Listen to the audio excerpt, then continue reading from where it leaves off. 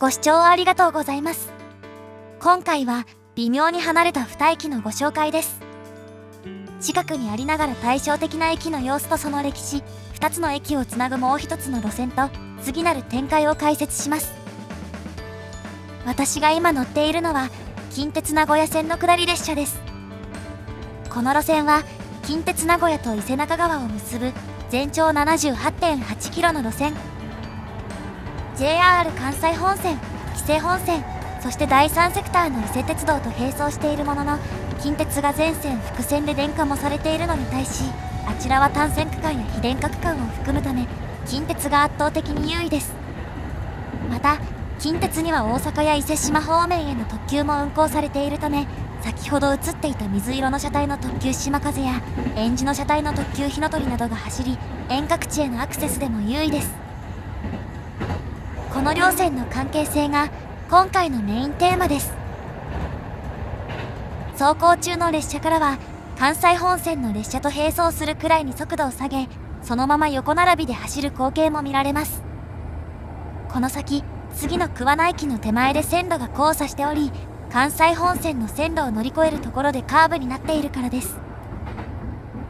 次の急行停車駅である近鉄富田駅の手前で関西本線の線路をまた乗り越えます。あの奥にあるのが関西本線の富田駅。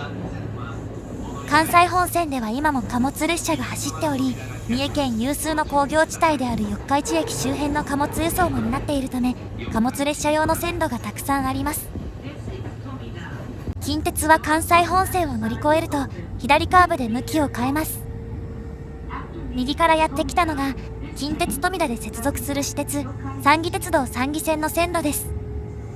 架線を支える柱が一体化しており、近鉄の路線のようにも見えますが、今に至るまで近鉄の路線だったことはありません。近鉄富田には特急は止まらないものの、急行以下の全ての列車が止まる拠点駅の一つです。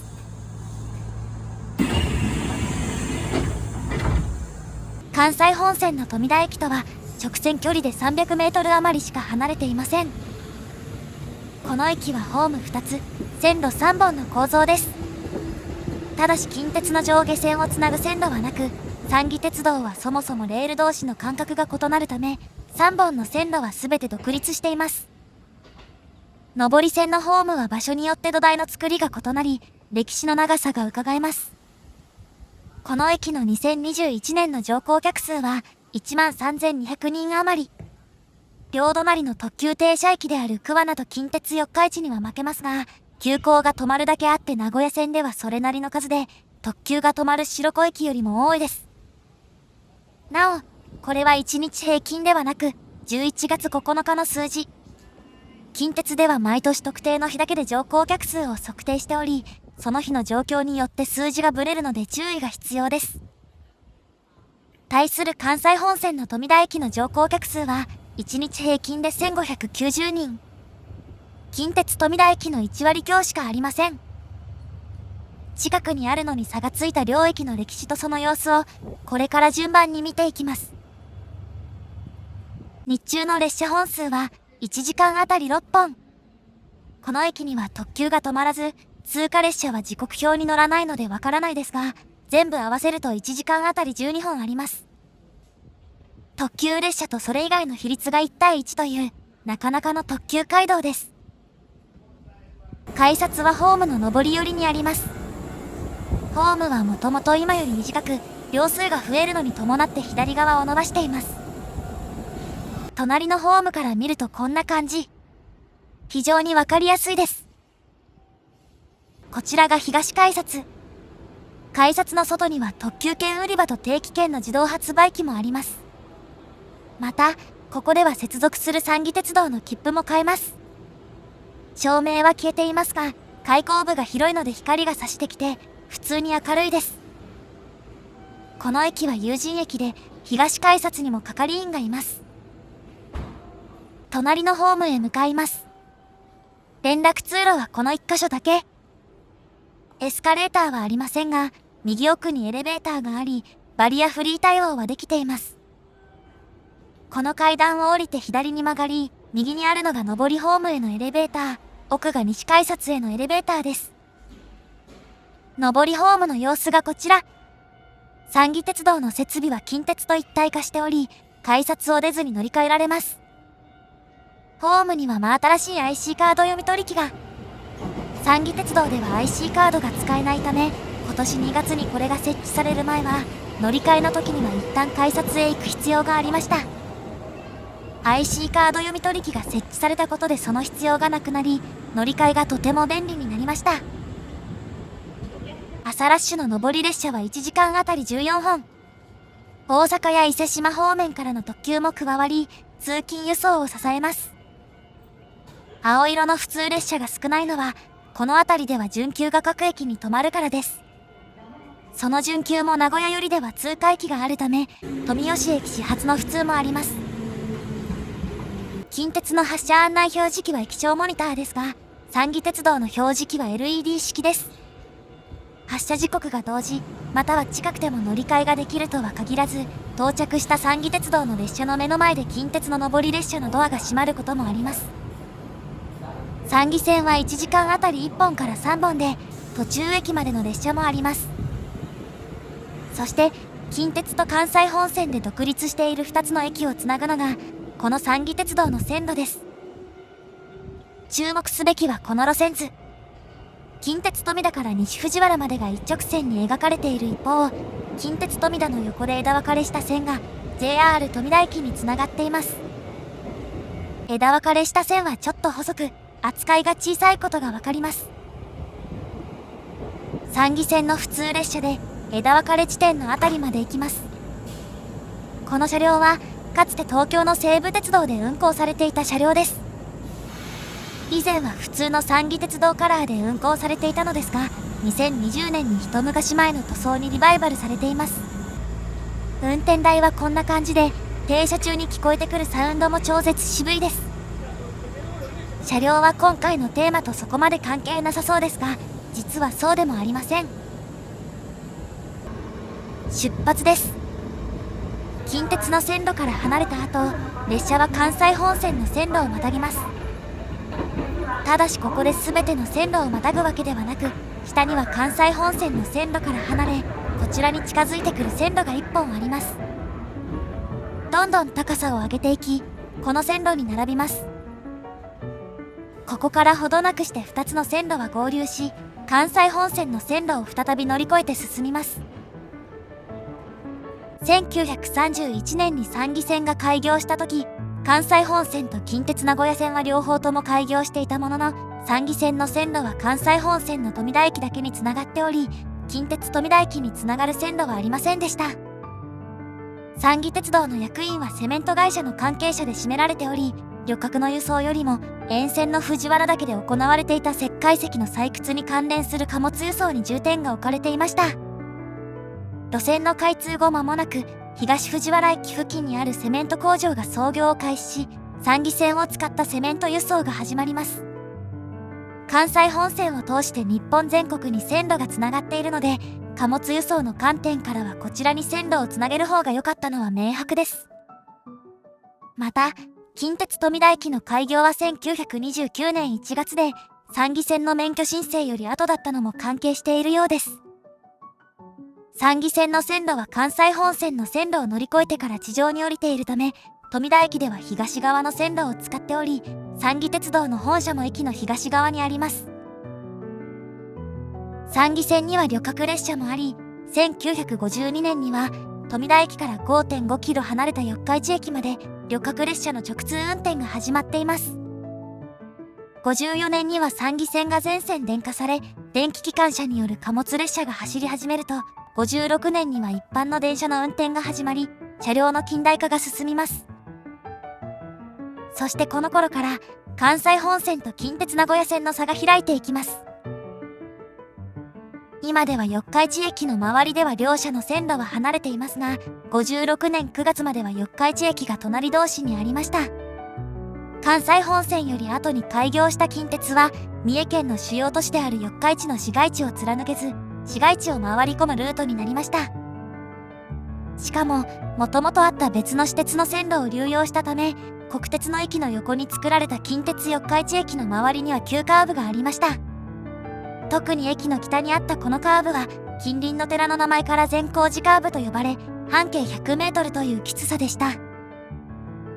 スピードアップの妨げになっていたのはもちろん、今では近鉄で標準となった1両の長さが21メートルある車両が通れないなど、改良が求められていました。56年9月には近鉄四日市駅が移転し、駅の北側にあった急カーブが解消されたことで、大型の車両を運行できるめどが立ちました。近鉄四日市駅をめぐる歴史を取り上げた動画は概要欄から見てくださいね。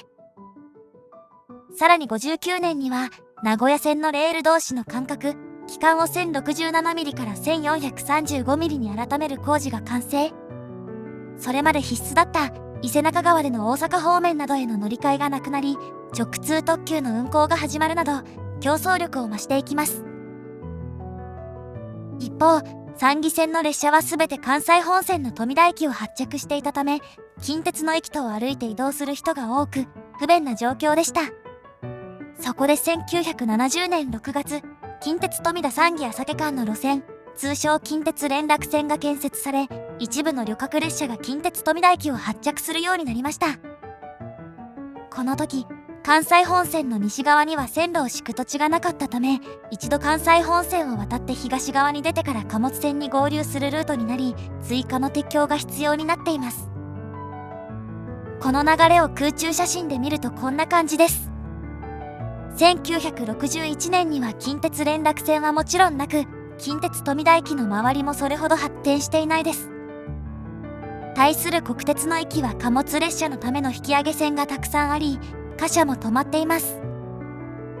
その後1970年に近鉄連絡線ができ、1985年の空中写真がこちら。